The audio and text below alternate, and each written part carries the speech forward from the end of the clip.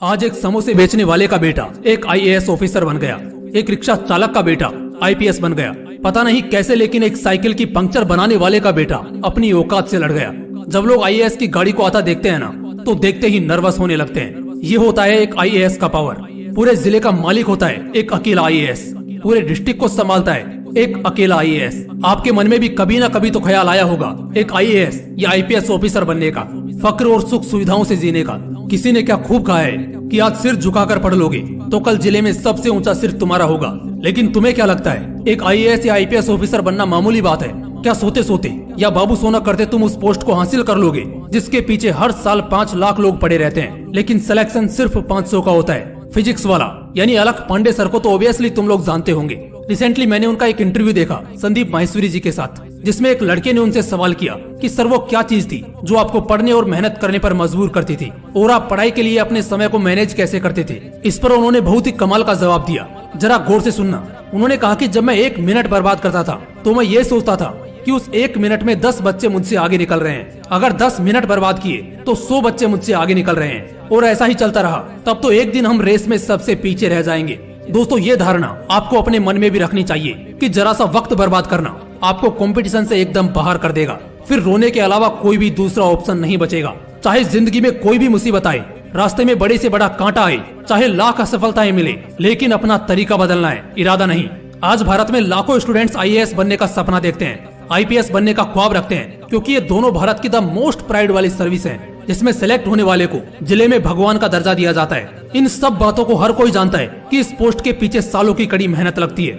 इसके लिए रातों की नींद, दिन का चैन, रिश्तेदारों से कनेक्शन और मोह माया, इन सब को सेक्रीफाइस करना पड़ता है, इन सब का त्याग करना पड़ता है। ये ऐसी पोस्ट है जिसे पाने के लिए तुम्हें खुद के प्रति निर्दयी होना पड़ेगा, खुद को कंफर्ट जोन से बाहर निकालना पड़ेगा, और फिर ताबड़तोड़ मेहनत करनी होगी। याद रखना कि आज तुम नहीं तो कोई और सही, कोई और नहीं तो कोई और सही। जो जी जान से लड़ेगा वही जीतेगा। अगर तुमने अपनी तैयारी में कमी दिखाई तो सामने रखी खीर कोई और ले जाएगा। लाखों स्टूडेंट्स इस भीड़ में लगे हैं, हजारों तुमसे बेहतर हैं, और कम से कम सैकड़ों स्टूडेंट्स ऐसे होंगे जो उस वक्त लगन और मेहनत से पढ़ रहे होंगे जब तुम अपनी नींद में अपने सुख में खोए रहोगे। जब तुम शादियां अटेंड कर रहे होते हो तब वो बंदा जो इस बार आईएएस बनेगा वो अपनी तैयारी कर रहा होता है। तुम इंस्टेंट मजा चाहते हो, वो जिंदगी भर का मजा चाहता है। और सही तो है, असली मजा तो मकसद को पूरा करने और मंजिल को पाने के बाद आता है। जो लोग यूपीएससी एग्जाम देने वाले हैं या उसकी तैयारी कर रहे हैं, उनके लिए मैं कुछ इंस्पिरेशनल बातें कहने जा रहा हूँ। जैसा कि मैंने कहा कि कुछ लोग सिर्फ आईएएस बनने का सपना देखते हैं, तो कुछ एस्पिरेंट्स उन सपनों को पूरा करने के लिए मेहनत करते हैं। हर दिन एक नई सुबह, एक नई शुरुआत होती है। बस आपको खुद को जगाने की और दोबारा से बाउंस बैक करने की जरूरत है। भले ही पहला अटेम्प्ट नहीं हो पाया हो, लेकिन याद रखना अभी मौके हैं। इसमें अपने मकसद को नहीं बदल देना है, तरीकों को बदलकर एक बेहतर शुरुआत करनी है। मौका सभी को मिलता है, जरूरी नहीं कि वो मौका एग्जाम का इजी क्वेश्चन बनकर आए। मौके आपके हर दिन में, हर पल में है। जिन्हें चाहो तो आप सोना बना लो या फिर सोने में गुजार दो।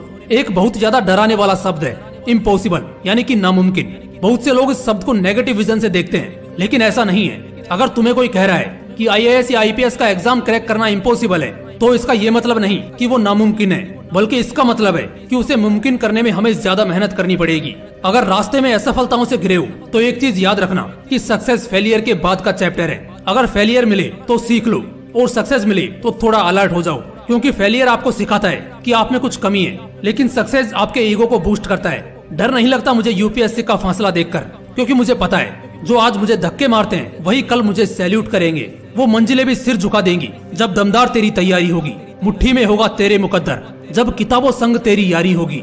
तुम्हें एक दृढ़ संकल्प को लेकर आगे बढ़ना है और एक बेहतर तैयारी के साथ मैदान में उतरना है, चाहे यूपीएससी हो या दुनिया का कोई भी कंपटीशन हो। पहले खुद से जीतना सीखो, क्योंकि दिल के हारे हार है और दिल के जीते जीत। बहुत से लोग अंदर से ही हार जाते हैं और कभी हौसला और कॉन्फिडेंस दिखाई नहीं पाते। तुम यूपीएससी को क्रैक तब नहीं करते हो जब तुम्हारा एग्जाम अच्छा जाता है, बल्कि तब करते हो जब तुम उस एग्जाम के लिए ताबड़तोड़ मेहनत करते हो। मुझे पता है एक दिन मरना है, लेकिन उससे पहले कुछ बड़ा करना है। बस इसीलिए नहीं मान सकते हार। अभी तो कोशिश जारी है यूपीएससी में टॉप करने की, अब हमारी बारी है।